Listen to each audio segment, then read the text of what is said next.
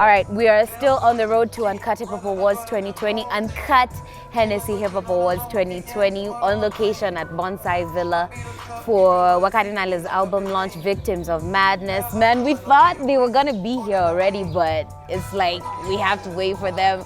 I don't know what's going on, but I did run into someone very, very cool at Bonsai Villa, and it's the one and only hip hop plug, Buddha Blaze. How you doing? I'm good. How you feeling? Thank you for having me. I'm good, man. Chilling. I'm ready for this Wakadinali, man. Yeah? Ready for the vibes. Let me just ask one question. You're the Henny Connect for Uncut and the Henny Connect for Wakadinali. What is it that made you kind of go that Wakadinali route and choose to support them? Yeah, you know, I've been watching Wakadinali, man. I just really feel like they're very raw. They bring that, you know, Eastlands, but they're also very classy with the way they do it. They're not like, you know, they're just raw, man.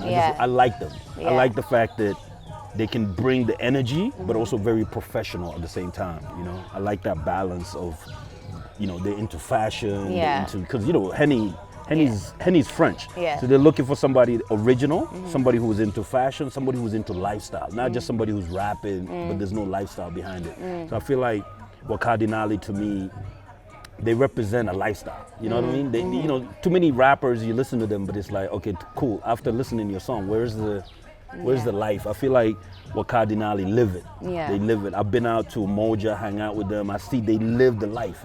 You know, these are artists with their own studio. They have something that they really looking up to. Yeah. And that's what Henny wants to do. Henny's about never settle.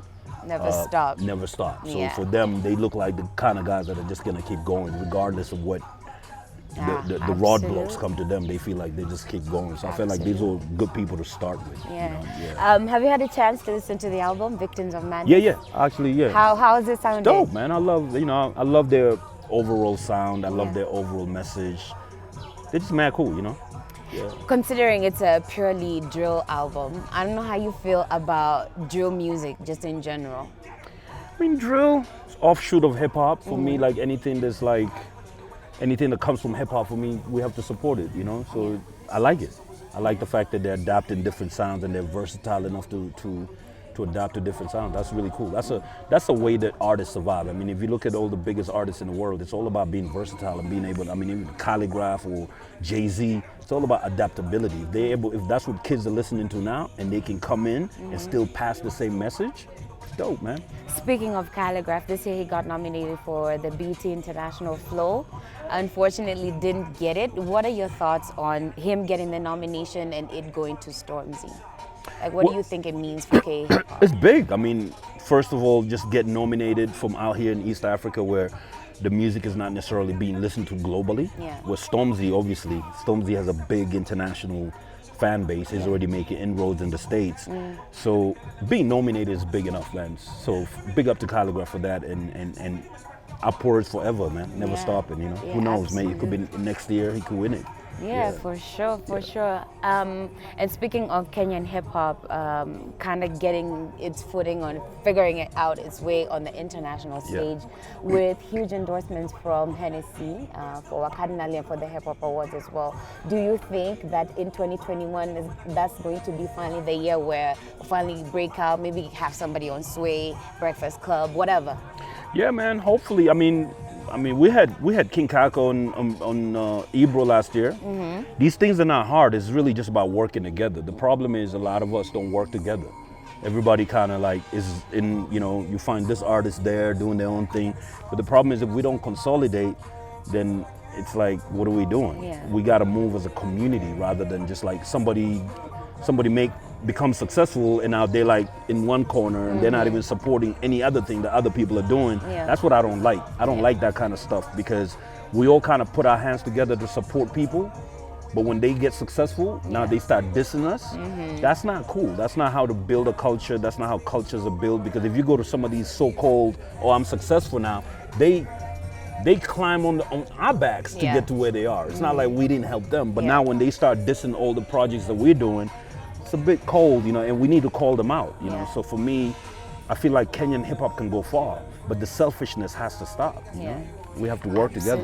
Absolutely. And as far as Kenyan hip hop, whatever is happening on the scene here, compared to what is happening on the scene in the rest of Africa? Where do you think we are at? I mean, Kenya is always going to be at the top, man. Kenya is like, Kenya is the Mecca. Like, obviously, people are always looking at Kenya. I mean, I remember when Camp Mula were blowing up, everybody in the whole continent was like, oh my God, who are these kids? Where are they from? So Kenya has that something. It's just a matter of time. Yeah. But we all have to work together to be able to deliver that one thing that's going to blow up the whole of, but Kenya has it, South Africa looks up to Kenya, Nigeria looks up to Kenya. They know that our music industry is not as big and as united, but if we unite, we could have something over here. I don't see why the Wakadinalis or Calligraphs or all these guys could not be blowing up globally. But if we don't unite and everybody's working on their own corners, it's never gonna work. What do you think we need to do to unite? I mean, besides the OGs showing love and saying, okay, I can see that guy, what other extra steps do you think we could take to actually put up a united front? Well, first of all, for me, the one thing that I like is artists to really start investing in their craft, You look at this, we're at Wakadinali, they got this nice little lounge. How many artists are doing stuff like this? Stop putting back your funding into your craft so that stop making it look like it's a possibility. If you see me here chilling, that means more people will start coming and, let's start creating more situations like this. Let's start not just waiting for people to book us or people. Create your own vibes. It's all about creating your own vibes. Create your own tours. Create your own, the problem is a lot of rappers come in and they think that it's somebody else's job to book them or somebody else's job to put them on. It's like you put me on too, How many people have I been putting you on? But who puts me on? Ain't nobody put me on. Yeah. But for an industry to thrive, we need to put each other on, what I'm saying? It's not just me, and everybody just looking at one person, that one person is going to be the one that's putting people on. No, you can put me on too, Yeah. Me coming here is like Wakadinali put me on, what I'm saying? Because then I get to leave the house, I get to hang out, get to hear different vibes, get to chill. Yeah. That's putting me on. But if you're not putting other people on, how do you expect to be put on? Yeah. But that mentality has to change. People need to look within themselves. If you're a versatile, a skilled rapper, that means you're a skilled individual. That means you're skilled to do other things. That means you're skilled to do business. You're skilled to talk to people. You can employ people, get people to put together an event like this. Until we start doing our own little events, it's never gonna happen. Speaking of events, you've been a plug in the game for a bunch of years. You've really put a lot of people on, like you said, from the roots of Kenyan hip hop up until present day, and now we're gearing up for the second Hip Hop Awards show. Yeah. You were there at the show last year. How did you feel about the vibe? Just seeing people mingling, all generations of hip hop in the building. It was great. Yeah. It was great. It was great to be part of that movement. It's great to see what things are going on and just to be part of it.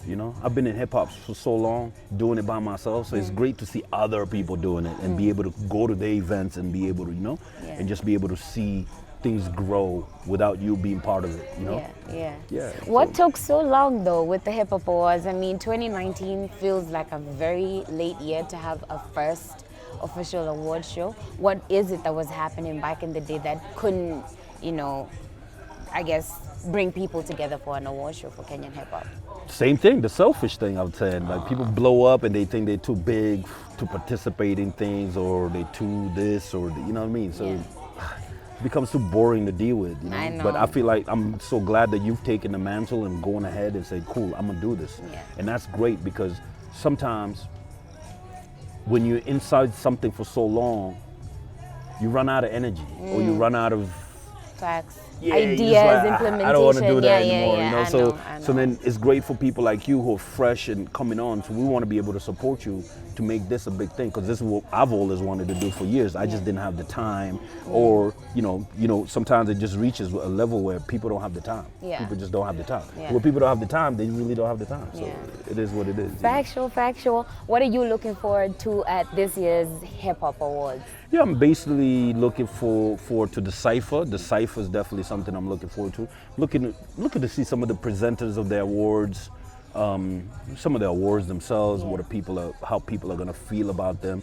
You know, the nominations are coming out when? Tonight. Oh, great. Yeah. Perfect. So tomorrow, Monday, is gonna be a busy day on Twitter. Huh? Yeah, it's gonna be crazy. Fantastic. Can't People are wait to gonna see be that. salty, but it is what it is. You know what How I mean? do you deal, with people? I feel like in hip hop, there's a lot of, as much as there's a lot of selfishness, there's also like a lot of saltiness as well. Yeah. If you do something that Yeah, somebody else yeah, wanted yeah. to do, it's like people talk bad. Man, you know what it is? Pioneers are always going to be hated. You know, if you look at all the pioneers, I mean, even the one of the biggest artists in hip hop, Jay-Z. Yeah. If you go online, you always see some hate. There's always somebody who's not doing anything, hating on the people that are doing it. Yeah. People don't understand that the world is made up of people who produce.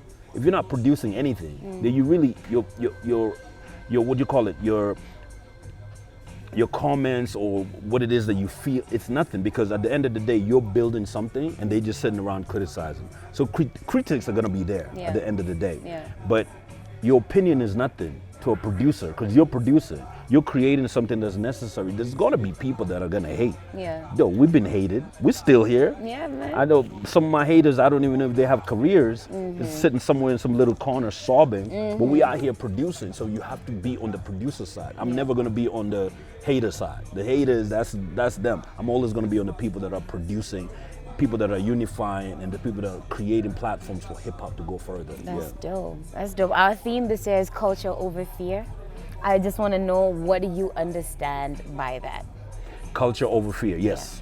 You're right, fear. You know, there's that fear, there's always that, like as an artist, you're always in the middle of either I'm gonna blow up or I'm gonna fail. So the fear of failing is a big thing. And I've been there, I've had fear of failing, but courage is where it's at. You know what I mean? Courage is once you get in your pocket and you're moving, that's what really creates change, But you're always battling, so it's not like something that's not there, but you really have to avoid fear.